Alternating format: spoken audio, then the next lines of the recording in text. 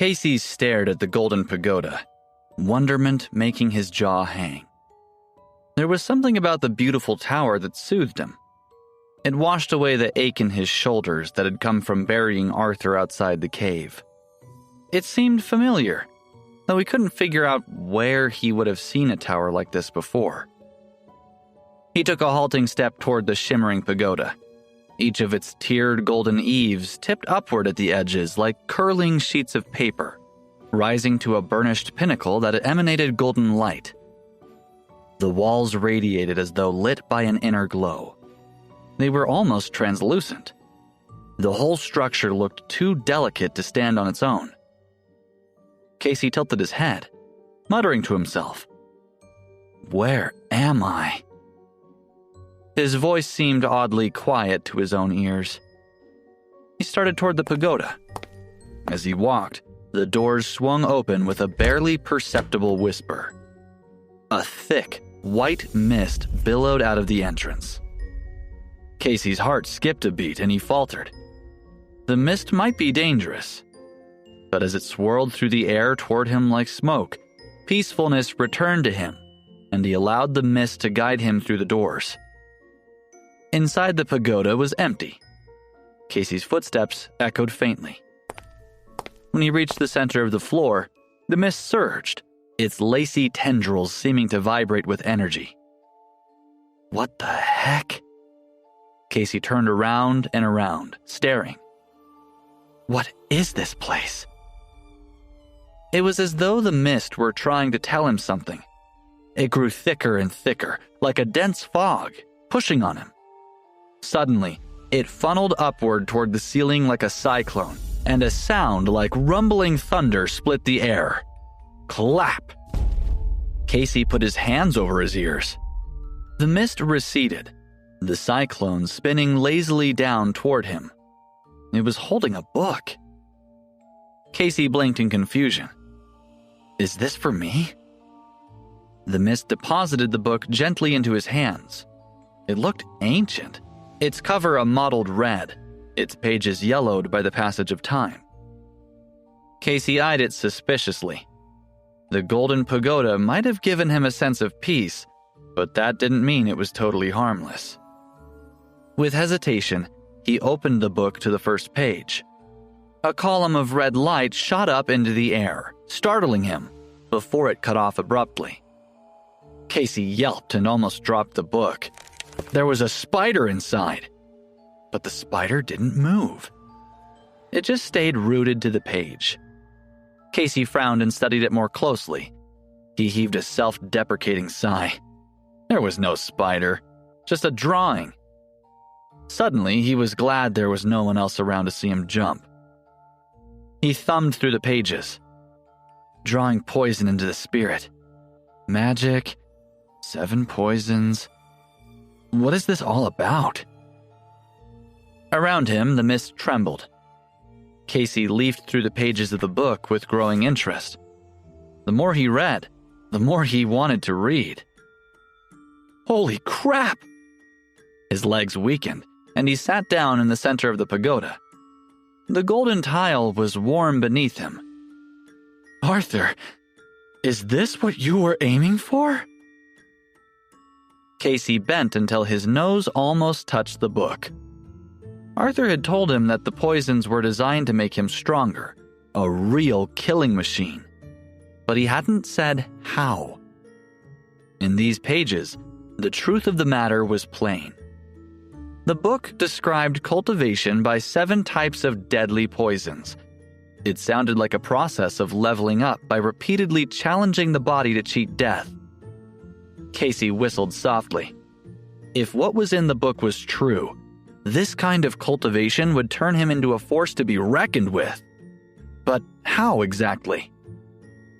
If a cultivator has the strength of mind to take the poison into his spirit and convert it to magic, then the poison may not spell death for him, Casey read. When he has transmuted the poison using his spirit, he may use it as a magical weapon. Casey's eyes narrowed as he considered this. Arthur had said he could use the poison to increase his magical abilities, but this seemed like a stratospherically different level of power. Using his own spirit to turn the poison into a weapon? Actually, it sounded pretty badass. He continued reading. However, take great caution. If he is not strong of mind, the cultivator may instead withdraw the poison into his own body and die. Casey threw up his hands, letting the book fall to the tile floor. Oh, great. Of course. He rested his chin on his fist and fumed. This was the next step? To draw the poison into his spirit? Whatever that meant. But maybe also die in the process? He sighed heavily and looked around the pagoda. The mist had receded.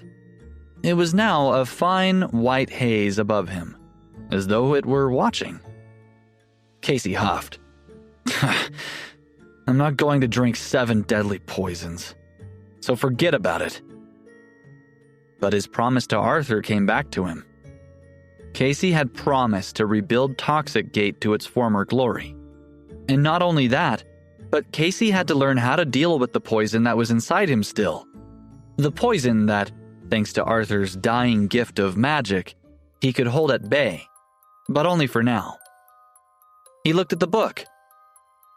If I fail at this, it would be suicide. And yet the idea beckoned to him. 7 deadly poisons. 7 levels. With each one, he would cultivate greater levels of magic. Magic that, according to the book, others could only dream of. For the average cultivator, drinking poison and trying to take it into their spirit spelled certain death. Did Casey have the strength to withstand it? He shivered. If he triumphed over these 7 poisons, he could battle anyone. He would be like a god.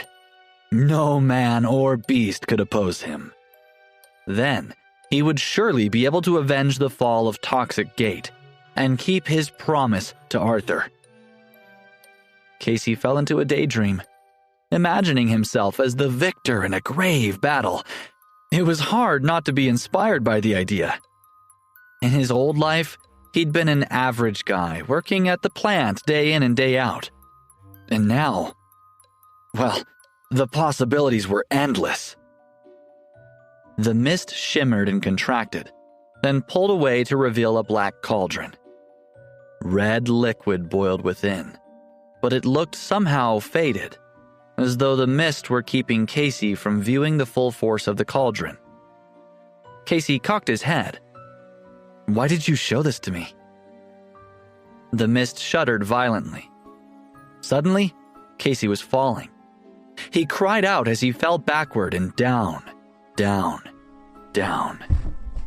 Then he hit something hard, and his vision went black. When he came to, he found himself on the stony ground around Arthur's cave. He blinked furiously, trying to get his bearings.